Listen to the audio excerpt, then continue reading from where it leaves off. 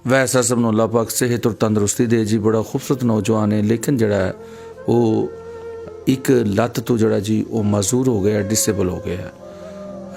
कोई ऐसी बीमारी जड़ी है वो लग गई, लेकिन बहुत ही माड़े जे घर ना तलक है। मेरे एक दोस्त का घर है जी, उन्होंने मैनू बुलाया।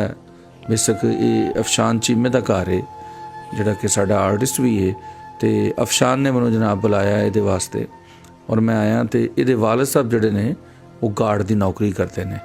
बाकी इन्हों हदूद अरबा पूछने है जी। तो अवैस आसम जोड़ा जी अल्लाह ताला दे वास्ते आसानियाँ पैदा करे, बेचारा पढ़ भी नहीं सकिया, पढ़ना चाहता सी लेकिन मजदूरी की वजह तो तंदुरुस्ती मैं पहले भी कहना जी हज़ार नेमत है। जिन्होंने लोगों को सेहत और तंदुरुस्ती है तो ये भी अल्लाह की अता है, ये पैसों नाल भी नहीं खरीदी जा सकती। सो ये आओ गल करने अवैस आसम नाल।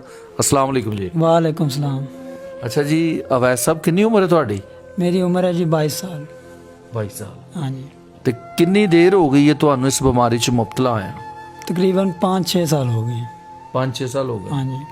अच्छा, तो कित्थे तक पढ़े हो तो तुहानू ये बीमारी हो गई तो तुसीं फिर ब्रेक हो गए? मैं मैट्रिक पास है उदों बिल्कुल ठीक सी। अच्छा। फिर फर्स्ट ईयर च कॉलेज जांदा सी। अच्छा। इत्थे लाहौर च ही। अच्छा, तो उदों ਇਹ मसला बनया सी। फर्स्ट ईयर दे पेपर होने वाले सी, उस तो 20 दिन पहले तकरीबन। अच्छा ठीक है। तो वालिद साहब की करते ने? सिक्योरिटी गार्ड ने। सिक्योरिटी गार्ड कित्थे? ਇੱਥੇ सोसाइटी हैगी, निजी सोसाइटी होंदे चाहिए। अच्छा ठीक है। तो किन्नी क सैलरी मिल जाती उन्होंने? 20,000 हैगी सैलरी। 20,000 रुपये। हाँ जी।